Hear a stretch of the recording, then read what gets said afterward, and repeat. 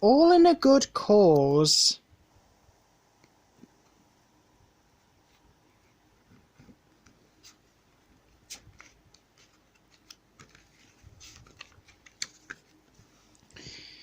Trevor Evans had been installing Bella's new shower and was just finishing reconcreting the pavement outside the cafe.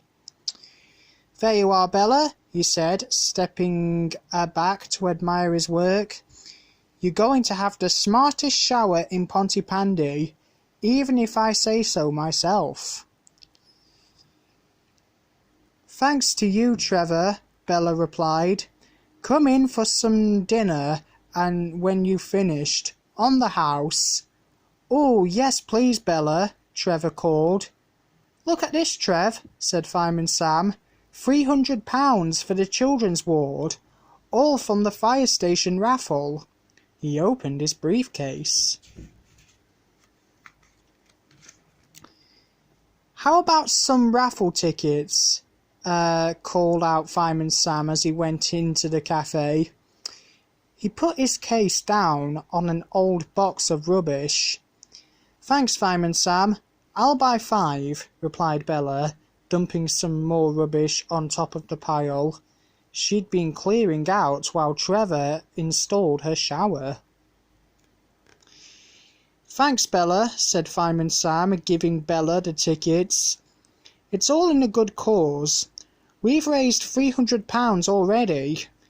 He picked up the case from the top of the boxes and left the cafe. "Ciao, Fireman Sam," said Bella. She looked down and frowned at the pile of rubbish. "But I thought..."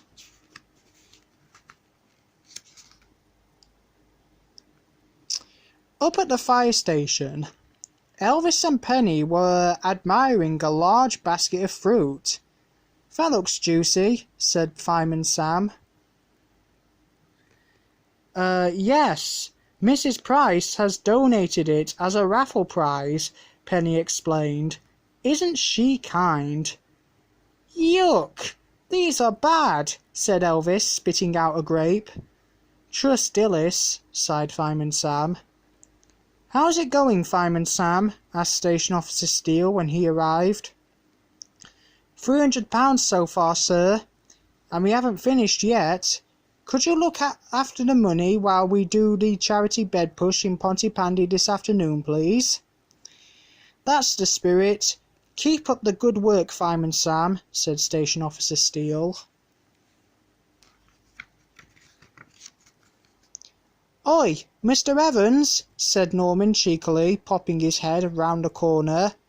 "Can I write my name in the wet concrete?"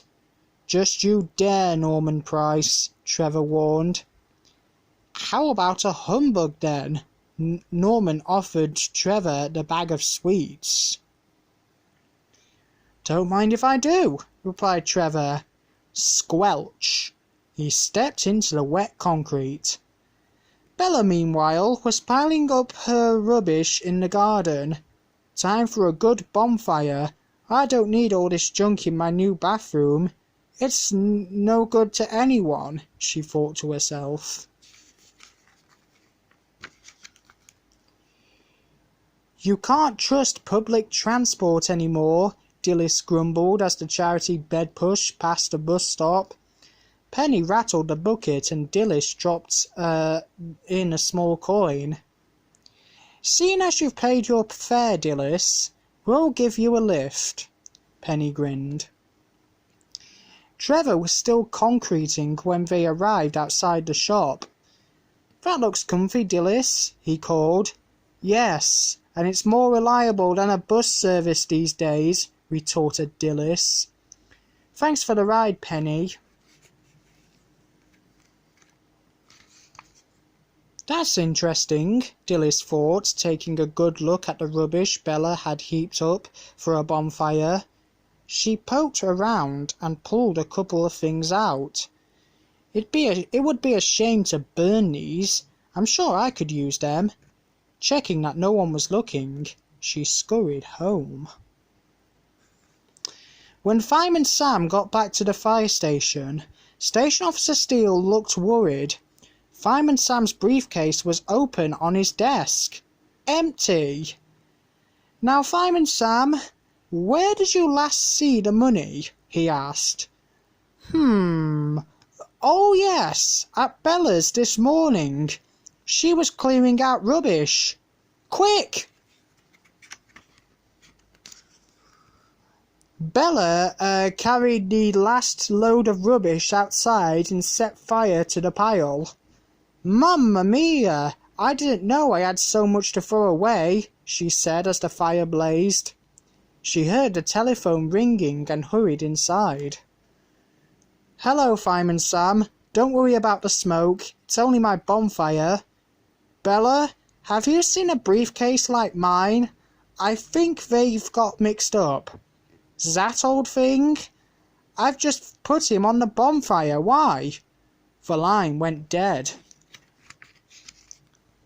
Elvis and Penny were sitting in the fire station mess when the alarm rang and Fireman Sam charged in. "There's a fire at the cafe," he shouted. "Oh, don't worry," said Penny, sitting down again. "Bella's having a bonfire, that's all." "I know," said Fireman Sam, "and the briefcase with the money for the children's ward is in it." Grabbing their helmets, the crew jumped into Jupiter. With the siren blaring and the lights flashing, they roared off down the road towards the cafe.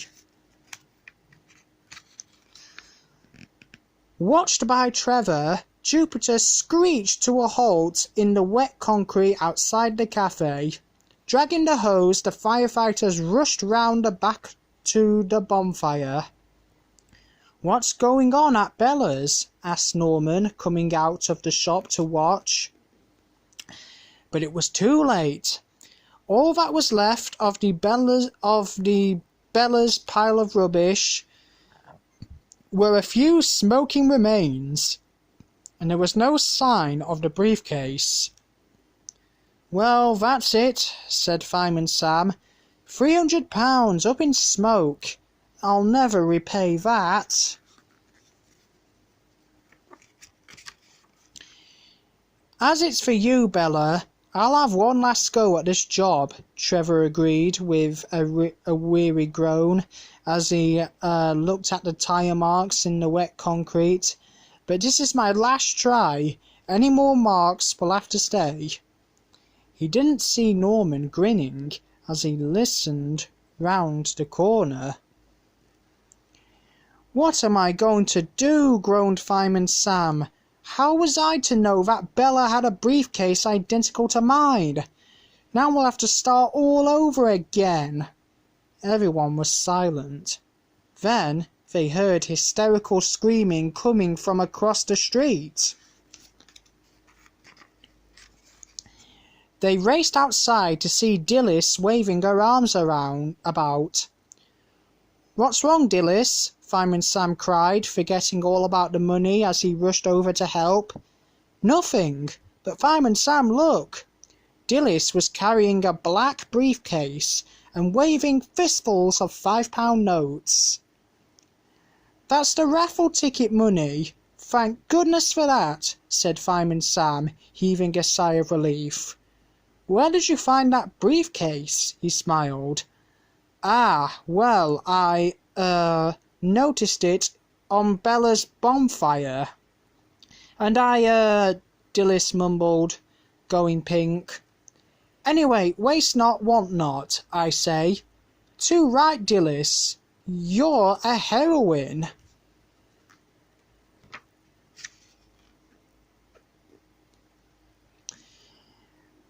"That's it until Bella gets her next new bathroom anyway," said Trevor, exhausted. "Now for some Italian home cooking. Go and look at my masterpiece," he said to Fireman Sam and Bella when he'd finished eating. They all trooped outside. "Not bad," chuckled Fireman Sam, "but I'm not sure about the hair." "What the?" Trevor gasped, staring at the cartoon in the pavement. That Norman Price gets everywhere.